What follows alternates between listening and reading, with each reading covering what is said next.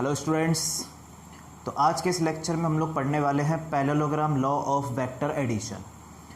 तो पहले हम शुरुआत में पैरेललोग्राम लॉ का डेरिवेशन देखेंगे और उसके बाद पैरेललोग्राम लॉ पर बेस्ड कुछ बहुत ही अच्छे न्यूमेरिकल्स देखेंगे।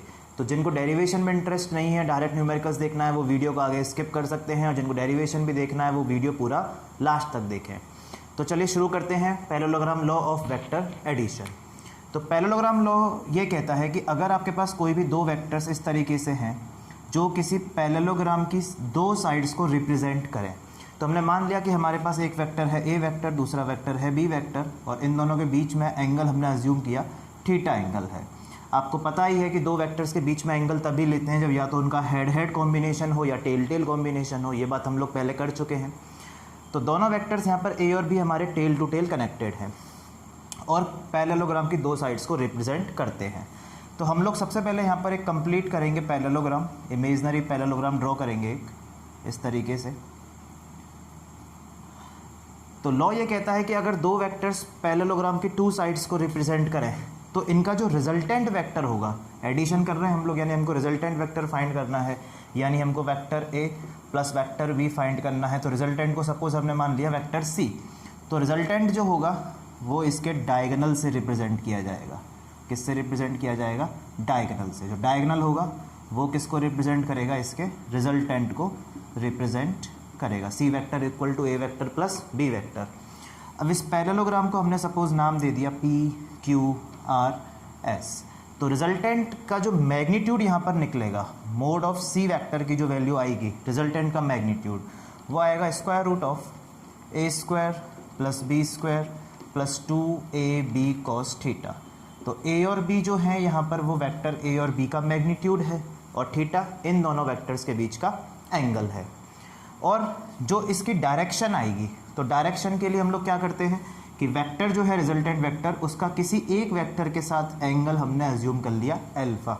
मान लिया a वेक्टर से इसका एंगल अल्फा है, तो tan अल्फा की जो वैल्यू आएगी that would be v sin theta upon a plus B cos theta. ये दो वैल्यूज़ हमारे पास आने वाली हैं, वेक्टर का मैग्नीट्यूड, जो रिजल्टेंट वेक्टर है उसका मैग्नीट्यूड और उसकी डायरेक्शन। तो अब हम इन दोनों फॉर्मूलेस को ड्राइव करेंगे। डेरिवेशन करने के लिए हम लोग क्या करेंगे कि सबसे पहले इस वेक्टर ए को थोड़ा सा आगे की तरफ प्रोड्यूस किया और ऊपर इस आर से एक परपेंडिकुलर यहाँ ड्रॉप किया जिसका नाम हमने दे दिया टी पॉइंट। ठीक है। अब सिंस आपको पता है कि पैरेललोग्राम की ऑपोजिट साइड्स इक्वल और पैरेलल होती हैं, तो अगर इस वेक्टर की वैल्यू बी वेक्टर है, इसका मतलब इसका मैग्नीट्यूड बी है, तो ये बी है तो ये वाली साइड भी बी होगी, ऑपोजिट साइड्स इक्वल होती हैं और पैरेलल भी होती हैं। ये एंगल थीटा है तो यहाँ पर ये वाला एंगल भी क्या होगा? हमारे पास थीटा होगा। तो सबसे पहले इस छोटे से right angle triangle QTR, cute सा ट्राइंगल QTR के अंदर हम लोग फाइंड करते हैं साइन थीटा। तो साइन थीटा होता है perpendicular upon hypotenuse. Perpendicular is RT and hypotenuse is QR। सबको पता है परपेंडिकुलर थीटा के अपोजिट साइड परपेंडिकुलर और 90 के अपोजिट साइड हाइपोटेन्यूस। तो यहाँ से हमारे पास RT equal to QR sine theta, और QR की जो वैल्यू है वो B है, which means RT is equal to B sine theta.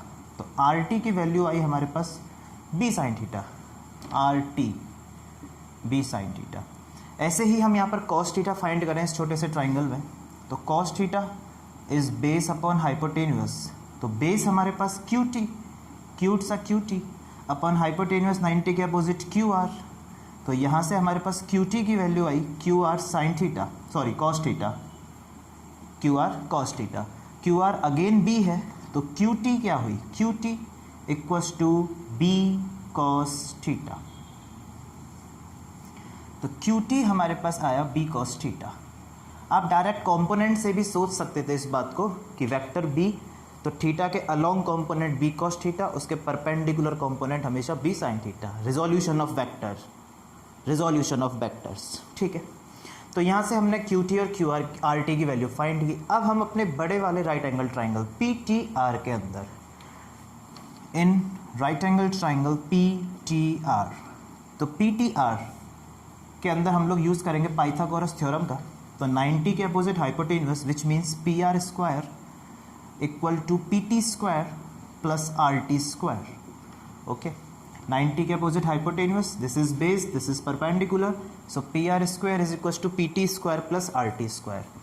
अब पी आर स्क्वायर की वैल्यू क्या है, तो पी आर हमारा रिजल्टेंट वेक्टर है, पी आर क्या है, रिजल्टेंट है, तो रिजल्टेंट हमने सी एज्यूम किया है, तो C R square equal to P T.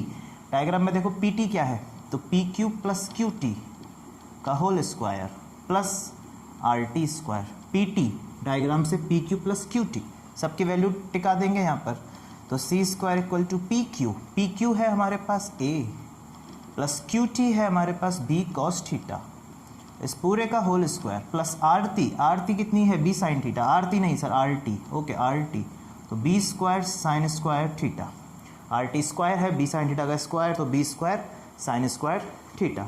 इसके बाद क्या करना है, इसके बाद तो सर ए प्लस बी का होल स्क्वायर लगाना है, तो C square is equal to A square plus B square cos square theta plus 2ab cos theta plus B square sine square theta. अब बी स्क्वायर साइन स्क्वायर और B square cos square मिलकर क्या हो गया, B square, कैसे पता नहीं कैसे, वो तो पिछले जन्म में पढ़ा था हमने 10th क्लास में, sine square plus cos square 1, B square common लेने के बाद, बहुत बढ़िया. तो सी स्क्वायर इक्वल टू हमारे पास हुआ A square plus B square plus 2ab cos theta. तो स्क्वायर हटाएंगे तो सामने वाले पर अंडर रूट, तो ये वाली टर्म हमारे पास आ चुकी है रिजल्टेंट वेक्टर का मैग्नीट्यूड. क्लियर है इतना? ओके, तो रिजल्टेंट का मैग्नीट्यूड निकाला हमने, A square plus B square plus 2ab cos theta. अब बात करते हैं इसकी डायरेक्शन की, कि डायरेक्शन कैसे निकलेगी. तो देखिए डायरेक्शन कैसे निकालेंगे, तो डायरेक्शन निकालना तो बहुत ही आसान है. छोटा सा ट्राइंगल क्यू टी आर फिर से लिया, बार बार परेशान कर रहे हैं इस छोटे से ट्राइंगल को, कोई बात नहीं कर लेंगे, हमारा ही ट्राइंगल है. तो फिर से इस ट्राइंगल क्यू टी आर, ओहो क्यू टी आर नहीं सर पी टी आर, बड़े वाले में लेंगे, my mistake, P T R बड़े ट्राइंगल में. तो हमको अल्फा निकालना है ना, अल्फा बड़े ट्राइंगल के अंदर, तो tan alpha is equal to perpendicular upon base. तो परपेंडिकुलर है हमारे पास आर टी और बेस है हमारे पास पी टी, तो परपेंडिकुलर की वैल्यू बी साइन थीटा और अपॉन बेस क्या है, P T A plus B cos theta. यही तो लाना था, अरे यही तो लाना था, ये आ गया B sine theta upon A plus B cos theta. इसमें बस एक याद रखने की बात है कि अल्फा जो है वो ए के साथ है, जिसके साथ नहीं है वो पहले है, जिसके साथ नहीं है वो पहले है. क्या बात है.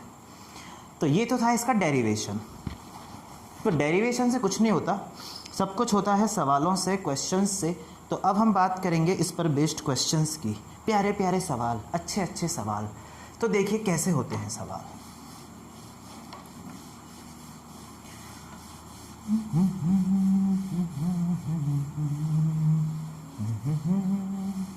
देखिए तो पहला सवाल हम लोग आपके सामने लेकर आते हैं. क्वेश्चन नंबर 1, 2 vectors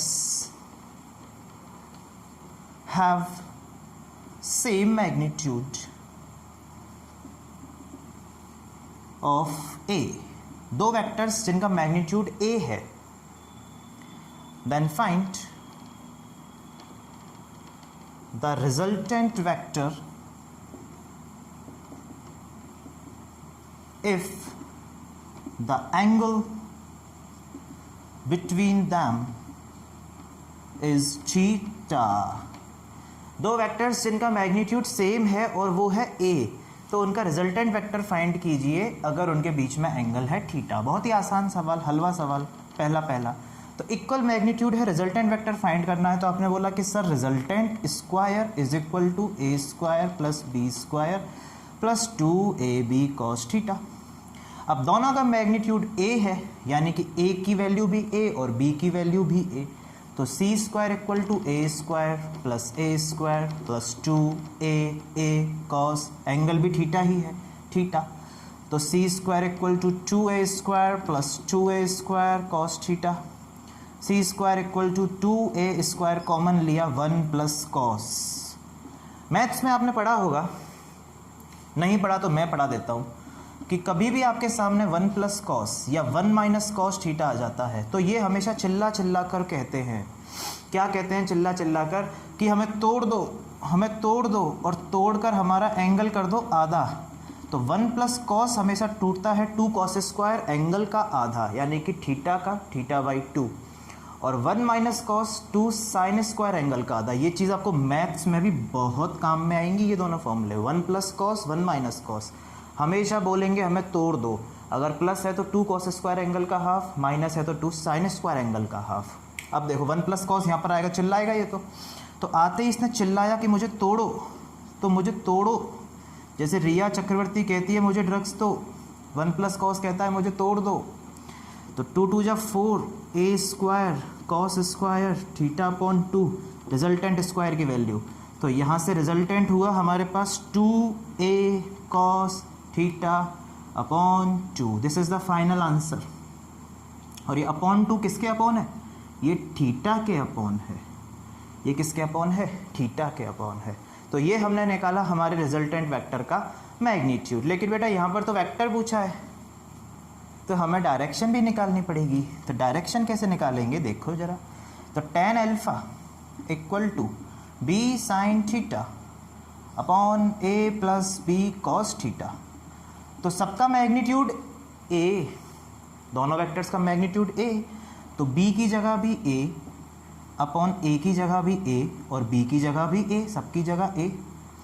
तो a तो ऊपर as it is a sine theta upon नीचे से फिर से a कॉमन निकाला तो 1 प्लस कॉस थीटा। अब a से a cancel, 1 plus cos theta क्या आया आपके पास यहाँ पर अपॉन में 1 प्लस कॉस थीटा। तो ये फिर से बोलेगा कि मुझे तोड़ दो, तो तोड़ोगे इसको, तो तोड़ने पर क्या बनेगा देखो ज़रा।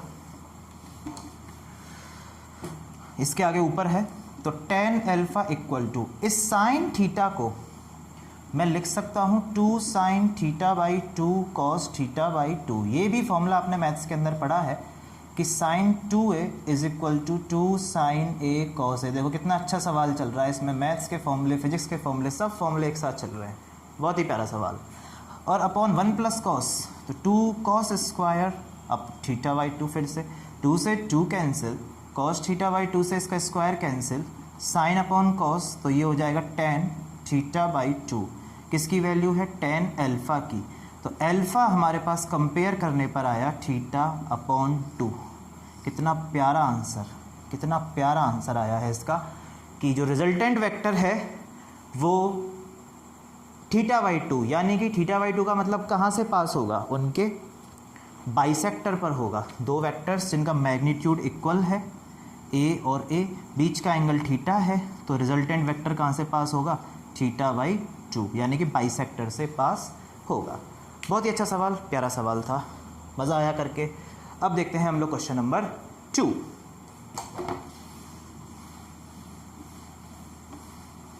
मैथ्स बहुत ज़रूरी है, ट्रिग्नोमेट्री बहुत ज़रूरी है। पता नहीं किसी मैथमेटिशियन ने कहा है कि there can not be another branch rather than trigonometry as a base of mathematics. पता नहीं क्या मतलब है इस बात का, चलो छोड़ो।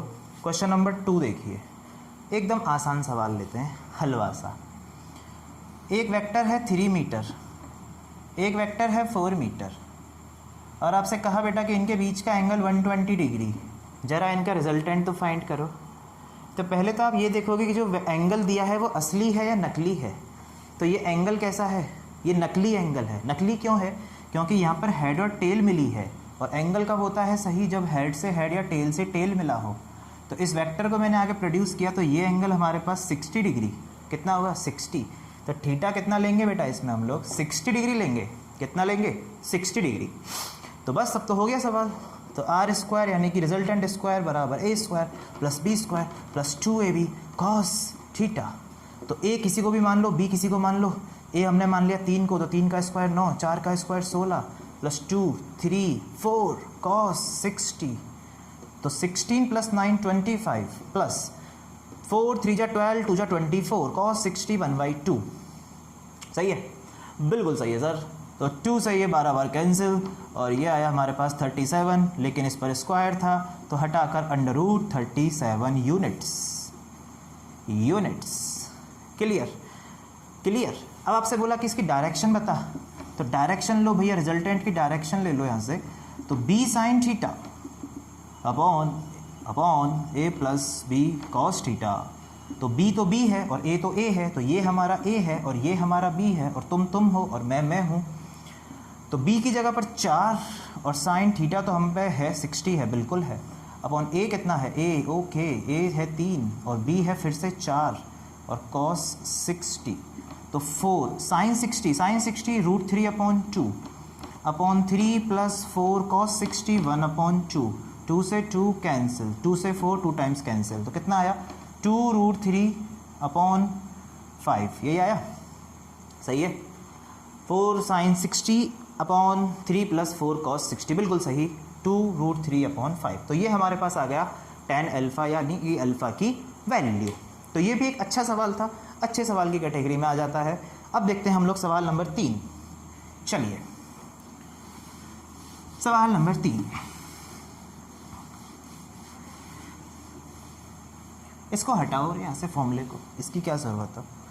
तो क्वेश्चन नंबर 3, तो सवाल नंबर 3 आपके सामने आया, 2 vectors whose sum is 18 and their resultant is 12। 2 vectors मान लिए हमने p और q, जिनका सम आपको गिवन है 18 और आपसे कहा है कि इनका जो रिजल्टेंट है वो है 12। कितना है 12। देखो सवाल में अच्छी समझने की बात है, ठीक है, कि रिजल्टेंट 12 है यानी कि उनका वेक्टर सम 12 है। रिजल्टेंट का मतलब क्या होता है, vector a plus vector b, तो रिजल्टेंट कितना है 12 यानी कि वेक्टर सम 12 है, पर मैग्नीट्यूड का सम कितना है 18 है, यानी कि वेक्टर कुछ भी हो सकते हैं, उनका मैग्नीट्यूड का सम तो 18 है, पर ये जो वेक्टर सम है वो किस पर डिपेंड करता है, थीटा पर डिपेंड करता है, एंगल पर डिपेंड करता है, a² plus b² plus 2ab cos theta. और आपसे कहा कि resultant vector is perpendicular to the smaller, तो हमने मान लिया सपोज कि p जो है p है वो छोटू स्मॉलर है, और रिजल्टेंट इस p के साथ परपेंडिकुलर है। तो बताओ दोनों वेक्टर्स क्या हैं और उनके बीच का एंगल क्या है। तो हमने मान लिया कि दोनों वेक्टर्स के बीच का एंगल है थीटा, और वेक्टर्स को तो हम मान ही चुके हैं p और q। तो सबसे पहले 90 वाली बात को यूज करें तो हमको पता है कि since tan alpha equal to b sine theta upon a plus B cos theta, तो अल्फ़ा 90 डिग्री रिजल्टेंट का p के साथ एंगल 90 है, p के साथ एंगल 90 है, तो किसके साथ नहीं है, तो q के साथ नहीं है, तो q को पहले लिखेंगे, तो q sine theta upon p plus q cos theta. अब आप बोलोगे सर tan 90, तो आपने इन्फानाइट पढ़ा है, अनडिफाइंड पढ़ा है, जो भी पढ़ा है सब मान लेंगे हम, वैसे अनडिफाइंड होगा।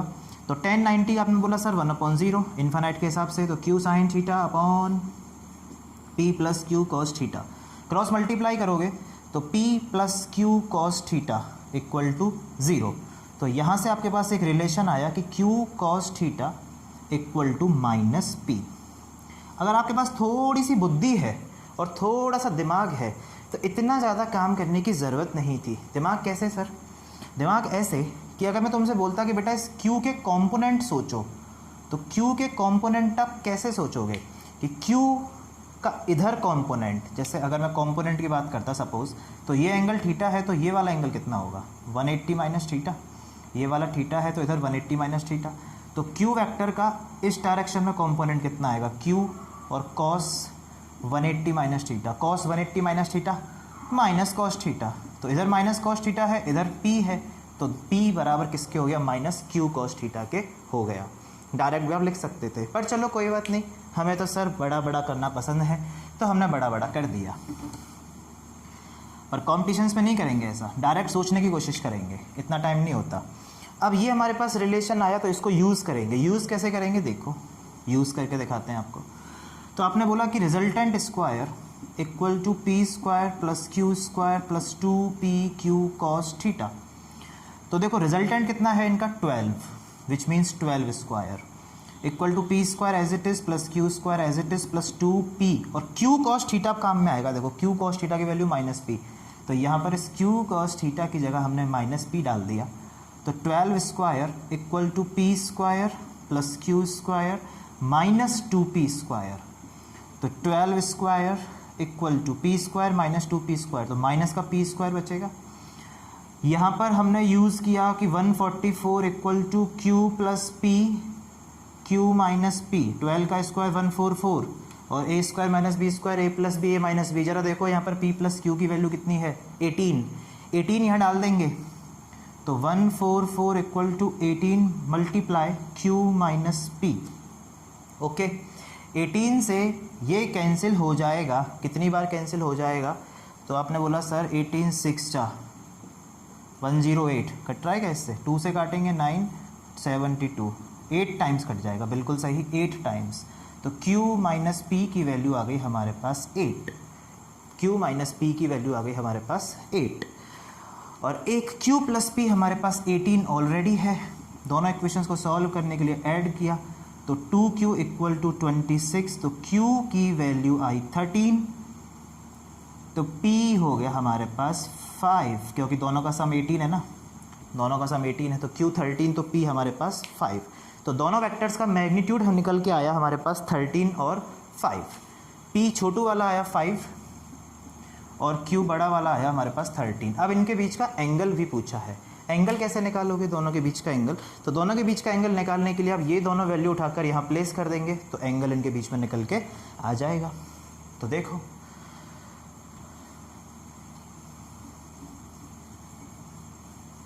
देखिए एंगल कितना आएगा, तो आर स्क्वायर यानी कि रिजल्टेंट का स्क्वायर, आर स्क्वायर मतलब कि रिजल्टेंट का स्क्वायर, ओहो ओहो, तो रिजल्टेंट का स्क्वायर है 144, रिजल्टेंट 12 है 144 equal to P square, P है 5 का स्क्वायर 25, क्यू 13 का स्क्वायर 169 और plus 2 into 5 into 13 cos theta. तो 144 minus 25 minus 169 divided by 130 equal to cos theta. इसके बाद आप खुद समझदार हो, इनको घटाकर जोड़कर डिवाइड करके कॉस थीटा की वैल्यू लिख सकते हो। क्लियर है? तो ये भी एक बहुत ही अच्छा सवाल था, बहुत प्यारा सवाल था, जिससे अब कॉन्सेप्ट क्लियर होता है कि सम और वेक्टर सम में क्या डिफरेंस है। सम यानी कि सिर्फ मैग्नीट्यूड का सम, वेक्टर सम यानी कि वेक्टर एडिशन, कुछ भी हो सकता है, रिजल्टेंट एंगल पर डिपेंड करता है। अब आ जाइए आज की सीरीज़ का बस एक लास्ट सवाल और उसके बाद टाटा बाय बाय अलविदा। तो देखिए एक लास्ट क्वेश्चन, आसान सा लेते हैं लास्ट क्वेश्चन, जाते जाते टेंशन नहीं देंगे। क्वेश्चन नंबर 4, 5 जो भी है। तो क्वेश्चन में कुछ भी नहीं कहा, एक क्वेश्चन है बड़ा आसान सा। एक कार ईस्ट डायरेक्शन में चलती है 2 किलोमीटर, ईस्ट में चली 2 किलोमीटर, लेफ्ट टर्न मारा परपेंडिकुलर, परपेंडिकुलर लेफ्ट टर्न और फिर चली 0.5 किलोमीटर और फिर परपेंडिकुलर राइट टर्न लेकर चलती है 4 kilometres. Then find displacement of car. ये है सवाल, डिस्प्लेसमेंट ऑफ कार आपको फाइंड करना है। ट्राई कीजिए एक बार पॉज करके वीडियो को, डिस्प्लेसमेंट ऑफ कार किया ट्राई। देखो कार चली पॉइंट ए से बी, बी से सी, सी से डी। सबको पता है displacement shortest distance between initial and final position. तो शॉर्टेस्ट डिस्टेंस हमारी बनेगी ए डी। अब हमने इससे पहले वाले लेक्चर्स में सीखा है कि वेक्टर्स को हम लोग पैरेलल शिफ्ट कर सकते हैं कहीं पर भी। तो इस डायग्राम को थोड़ा सा रीअरेंज करता हूँ, मुझे पसंद नहीं आई इसकी फ़ोटो, तो इसकी फ़ोटो को, शक्ल को मैं चेंज करता हूँ। तो देखो कैसे करूँगा, तो ए बी तो 2 किलोमीटर्स मैंने यहीं पर लिखा, इस सी डी 4 को मैं नीचे ले आऊँ, पैरेलल शिफ्ट, हमारे पास झुंझुना है पैरेलल शिफ्ट का, कभी भी बजा सकते हैं उसको, उठाकर नीचे ले आया तो 4 किलोमीटर ये आगे जुड़ गया, इसमें 4 किलोमीटर्स भी, और ये 0.5 को मैंने इधर शिफ्ट कर दिया, पूरा पजल की तरह। क्या बात है, डायग्राम को तोड़ मरोड़ दिया, पूरा पूरा तोड़ के मरोड़ दिया। तो देखो कोई फ़र्क नहीं पड़ा, अभी भी 2 यहीं है, 4 नीचे ले आया, 0.5 को इधर ले गया। अब डिस्प्लेसमेंट निकालना आसान हो गया हमें, ए से लेकर डी तक। तो 2 वेक्टर, एक वेक्टर ये कितना बन गया पूरा 6, अरे इसका मैग्नीट्यूड कितना हो गया 6 किलोमीटर, और इसका मैग्नीट्यूड कितना है 0.5, और दोनों एक दूसरे के परपेंडिकुलर। तो रिजल्टेंट क्या आएगा, √a² प्लस b²। इसके बाद कुछ नहीं आएगा क्योंकि cos 90 0 हो जाता है। तो रिजल्टेंट हमारे पास डिस्प्लेसमेंट आया √6² प्लस 0.5²। तो 6 का स्क्वायर 36, 0.5 का स्क्वायर 0.25, विच मीन्स √36.25। इसका अंडर रूट निकालोगे तो समथिंग 6.02 किलोमीटर्स। खत्म। लेकिन सर आपने डिस्प्लेसमेंट पूछा था, डिस्प्लेसमेंट एक वेक्टर क्वांटिटी है, आपको डायरेक्शन तो लो डायरेक्शन, ये एंगल मान लिया अल्फा। तो इस ट्राइंगल में tan alpha perpendicular upon base, तो परपेंडिकुलर है 0.5 और बेस है आपके पास 6, पॉइंट हटा के 0 बढ़ाया 5 से, ये 12 बार कट जाता है, तो tan अल्फा आपके पास 1/12, यानी कि अल्फा जो है एंगल वो tan इनवर्स 1/12, यानी कि ईस्ट से tan इनवर्स 1/12 एंगल पर, डायरेक्शन क्या हुई ईस्ट से, एक tan इनवर्स 1/12 एंगल पर, और कितना डिस्प्लेसमेंट 6.02 किलोमीटर्स का डिस्प्लेसमेंट। तो इस तरह से हम लोग पैरेललोग्राम लॉ को यूज़ करके रिजल्टेंट वेक्टर, उसका मैग्नीट्यूड, उसकी डायरेक्शन, सब कुछ फाइंड कर सकते हैं। इसके बाद वाले लेक्चर्स में हम लोग सीखेंगे वेक्टर्स का सब्ट्रैक्शन और प्रोडक्ट करना, स्केलर प्रोडक्ट, डॉट प्रोडक्ट, एक ही बात। तो तब तक घर पे पढ़ते रहें, प्रैक्टिस करते रहें। All the very best.